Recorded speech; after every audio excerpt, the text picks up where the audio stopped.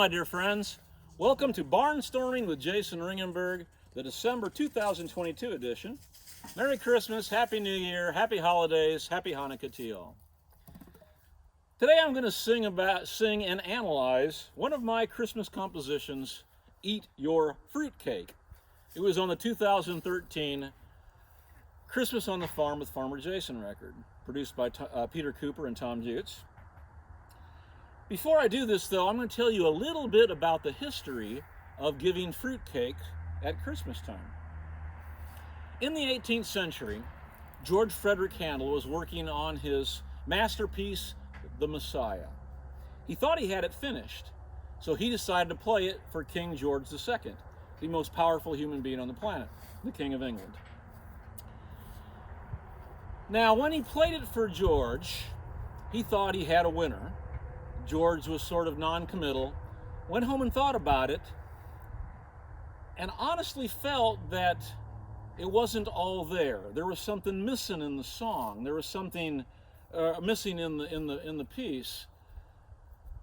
And in those days, if someone was suspected of imbibing wine too much, and drinking enough wine to become inebriated, they were called fruity. That's what they would call them in England. If you had been drinking a lot of wine, people would say that person is fruity. So what King George decided to do was not tell Handel that there was something missing in this magnificent work, that it needed more attention, more work. Handel at the time was the most famous composer in all of Europe, most successful. And even though George II was the most powerful person on the planet, he still felt a little bit intimidated to say, to Handel that this song, this work needs more effort. So what he did was very simple. He just sent Handel a fruitcake. In those days, fruitcakes were mostly a peasant dish. Peasants would mix fruit and flour to make sort of a cake, and that was their dessert. When they could afford dessert. So George II sent Handel this fruitcake. Handel got it. He didn't know what to say or what to think. There wasn't a note, nothing. George said nothing about Messiah. So Handel started freaking out and thinking, oh no, he must not like this work of mine. He's saying I'm fruity. And in fact, that was kind of the point George II was trying to make. He was trying to say that maybe Handel was a little bit fruity when he wrote this because he forgot a major section. So Handel went back, and in fact, looking over his work, there was kind of a hole in it. He hadn't done the Alleluia chorus. That had not occurred to him yet. So he wrote that beautiful Alleluia chorus, put it in Messiah, and made it the classic work that it is today, one of the most important works in the history of music. From that time on, then, people began sending fruitcakes to their family and friends. Sometimes people would get a fruitcake. Most people didn't like these fruitcakes, so they would just give it to somebody else, and it kind of went on and on. So when I decided to write this song about a fruitcake, I could have went really simple with it. I could have just talked about people don't like fruitcakes. But I interjected several different hidden meanings into this song, which I'm going to show you right now. The first verse, which came really quickly, was this. My name is Farmer Jason. I come from Tennessee. Now during these holidays, please listen here to me. A pretty good intro. It establishes that I'm Farmer Jason, I'm from Tennessee, and most importantly, I'm going to sing about something that you need to pay attention to. Then I go right into the chorus. Eat your fruitcake. Eat your fruitcake.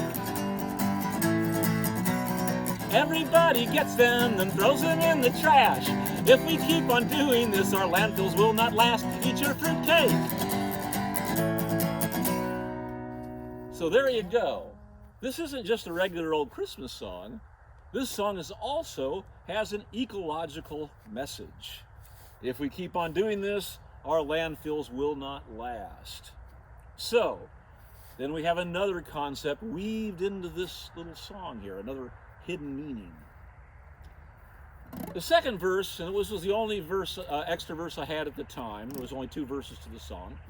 And once again, I'd like to say what a great production that Peter Cooper and Tom Utes did on this song. George Bradfield, his dad, was sick at the time, so he couldn't produce the record.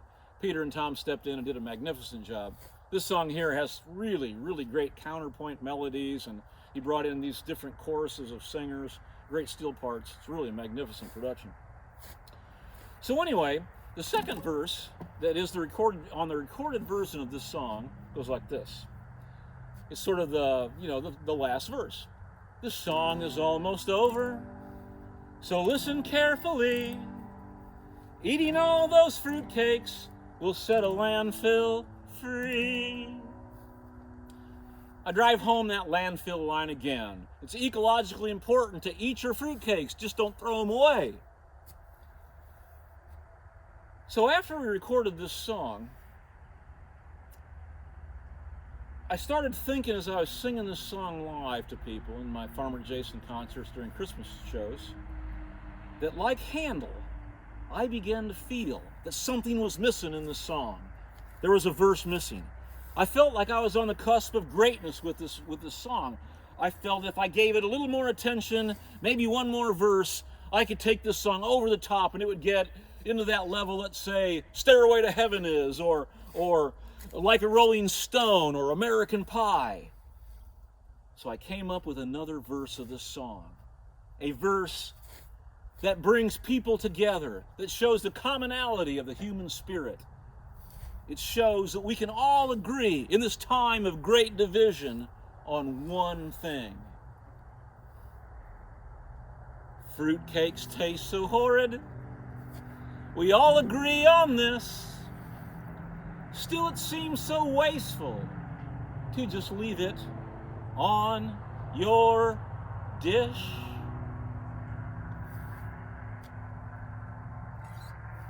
I've interjected a little bit of pathos into this song with that verse. Yeah, it's sort of sad, you know. Fruitcakes taste so horrid. We all agree on this.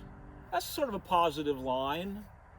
It says that we can all agree on something in this world, in this time of great division. But then the next line, still it seems so wasteful to just leave it on a dish. I hit the ecology standpoint again, but then that second half of that line, that's really sad. Here's this beautiful fruitcake that someone worked so hard to make. It may have been passed along to several different people, and here it is in your home, and you're just going to leave it on a dish? That's really sad. So now I'm going to sing the complete version for the first time publicly in a sort of internet way. I've done this at concert a few times, but never to a vast majority of people who listen to me. Here it is, the masterpiece of Eat Your Fruitcake.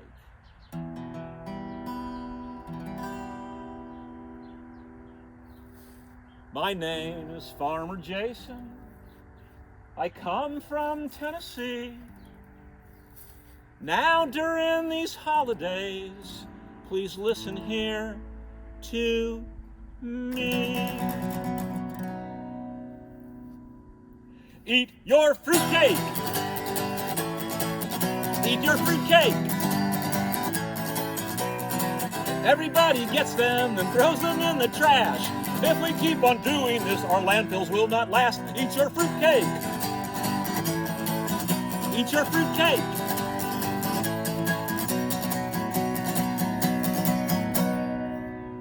Fruitcakes taste so horrid. We all agree on this. Still, it seems so wasteful to just leave them on your dish. Eat your fruitcake. Eat your fruitcake. Everybody gets them and throws them in the trash. If we keep on doing this, our landfills will not last. Eat your fruitcake. Eat your fruitcake.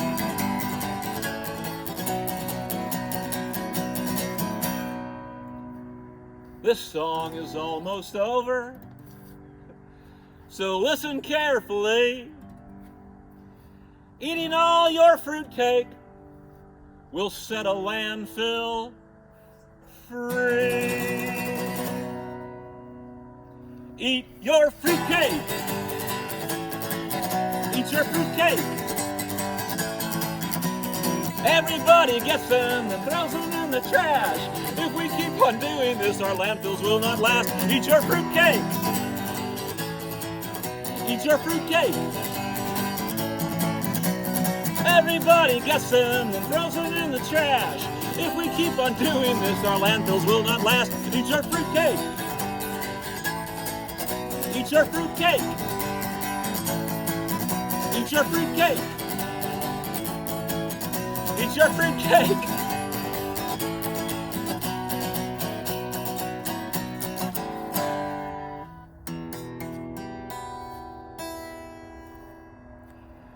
Eat your fruitcake, ladies and gentlemen. And if you believe everything I've said in this episode, you might be a little fruity yourself. God bless us all, each and every one.